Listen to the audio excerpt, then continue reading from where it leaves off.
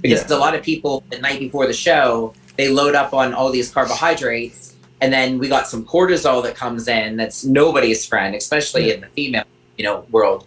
And then it looks like you've never trained a day in your life on stage, because or you'll be after the show and you'll splurge.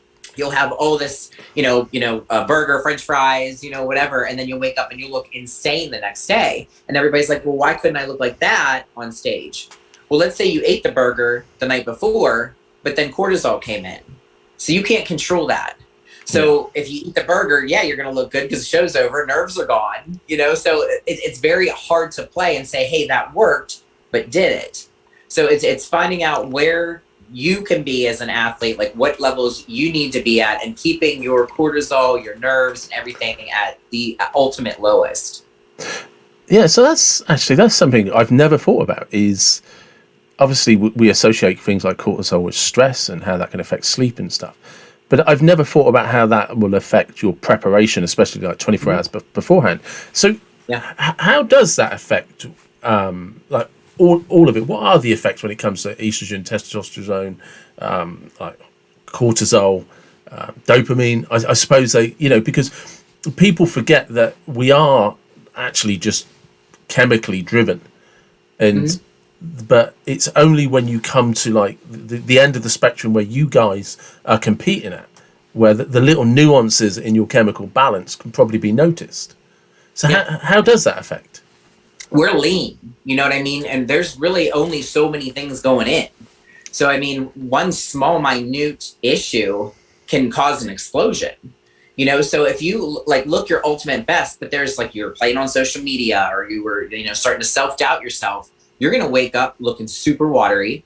Or if you don't sleep, your body, like, sleep is everything. If I literally will finally get 8 to 9 hours of sleep, I will wake up 2 pounds lighter, guaranteed, every single time. Yeah. But if you don't get into that deep REM sleep and you don't let your body actually physically calm down, you still hold on to water. So that's why it's just so persistent on every day being the same, day in, day out, to make sure and understand what really isn't working. So if you're adding little things that shouldn't be on the plan, you're never going to figure out like what's causing that issue. But the cortisol, I mean, like I said, it can destroy a physique in a matter of seconds. I mean, you could look good in the hotel room and you go backstage and you start looking at your competitors, and your body just starts to push and start to release, and there's nothing you can do about it. There's absolutely nothing you can do about it. No, because I mean, I suppose once you kind of start consciously just starting to worry, you're going to panic. Flight or fight kicks in, and it doesn't matter if you're a Buddhist monk. At that point, there's nothing's going to help because the chemicals have been released. How have you learned to manage it? I think like it's just like, again, like knowing, like going back to that same thing, knowing that like I'm here for me.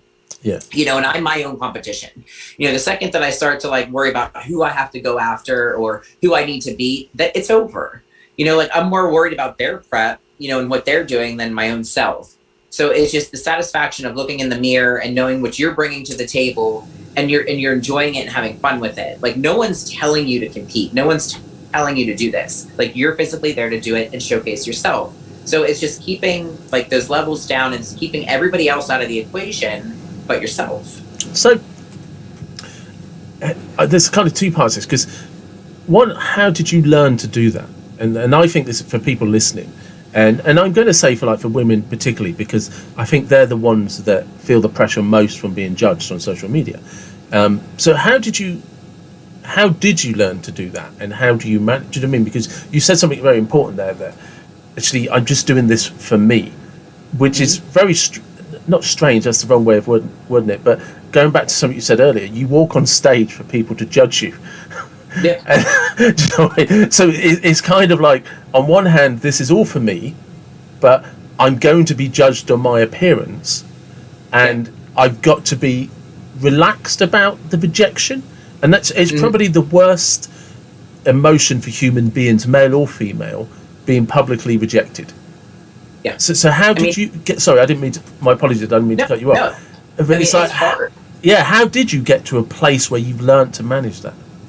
Because it was like, okay, so I mean, I learned a lot because of me trying to chase that pro card for 10 years, and it was always being rejected, and I was always being rejected like by 1 point. So it was always like, what else do I possibly have to do in order to get this pro card, you know? And it was a matter, I mean, I switched some judges up, or switched, not judges, coaches up. And we learned to do things a little bit differently. You know, the diet, I've done like keto this time. You know, I tried something with a little bit less of the carbohydrates and then more of your fats.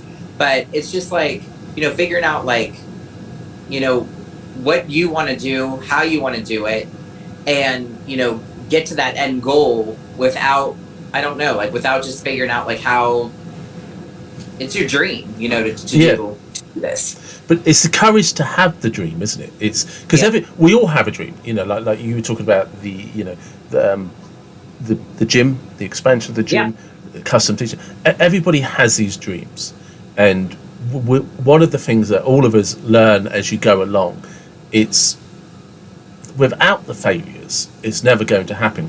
And it is very cliche, because that's what teaches you. But it's one of the things that we all kind of have to learn to get over is the fear of the failures. And like I said, there's the thing that fascinates me, and it's one of the things that I see is very different between the female and male bodybuilders is there is kind of, with the men, they kind of come out pump iron and they're like, yeah, come on, you know, but they do still have an insecurity about their appearance. It's that they're not exempt from it. But it's how like as a female competitor, and it is for the benefit of everyone else. I'm always trying to get to the bottom of these things. I just love the psychology of performance, is how you take the fear, knowing that, like I said, I seem to be going around in a circle, is because like you're doing this for you, and you're doing this to be the best you. But I also want to win, and I'm also going to be judged. Yeah. I mean, there's a lot of different targets there, you know, because like after my pro card, and 10 years of like losing by a point, I go into the pro leagues, and my pro debut, I got second place, and then I win my next 2 shows in the pro leagues. Yeah. So it was like, why did it take me so long to get the pro card? And I'm doing pretty damn good over here. So it was like, you know, got those two there, made it to like 2 to 3 Rising Phoenixes, already made it to the Olympia, you know, and it's just like, okay, like, you know, you're going to get judged, you know who you're up against. There is a lot of fear there. So when you get to the Olympia for the first time, it's just like, enjoy it. Yeah. You know, it's like not saying that you don't, like, it's like there's doubt, you know, like it's just, you know, you're not going to do very well the first time. No one goes to the Olympia wins. So it's just having fun and enjoying that moment, taking criticism, you know, because if you do get judges' feedback, you know, it is good to know, but you can't take it like to heart. If that's what you want to do and you need to fix, you know, the things that they're looking for, then we need to fix it, you know, and then we just adjust it. And that's where, going back to a prior conversation with you, was, you know, when we're sculpting, like, we don't need to all be training the exact same. So like if we already have like a good upper body or, you know, shoulders, like I only train shoulders once a week, because I don't want it to be too over dominating. So we have to break the muscle groups down and fix the pieces that are missing in order to bring the package that you best can. You know, some genetics just won't let you, you know, do certain things. Calf muscles. We just have everyone's favorite. Yeah. For people that don't understand, there's a thing in bodybuilding especially where if you don't genetically have good calves, it's very hard to make them good. Yeah. Exactly. So, because that's interesting. You said something there about being able to take the feedback from the judges, and again, which is like I was saying, the thing that I've always loved about bodybuilders is they're always like, oh right, so that's my feedback. So next year or this is what I have to build up and prep, and it's I suppose the ability to take that feedback and use it as a motivation to move forward. Yeah, it's you have to ask, you know, because otherwise, why are you just going to show up every year if, you know, you're going to get docked the same points all the time? So if there's something that you can fix, I mean, my thing is, and I've done it, every single year I come back, I improve, you know, so there's something, you know, better. You're not just bringing that same package every single year. So whatever and it shows that, you know, you took the time to ask, they took the time to tell, but then when you come back on stage, they're going to be like, she listened.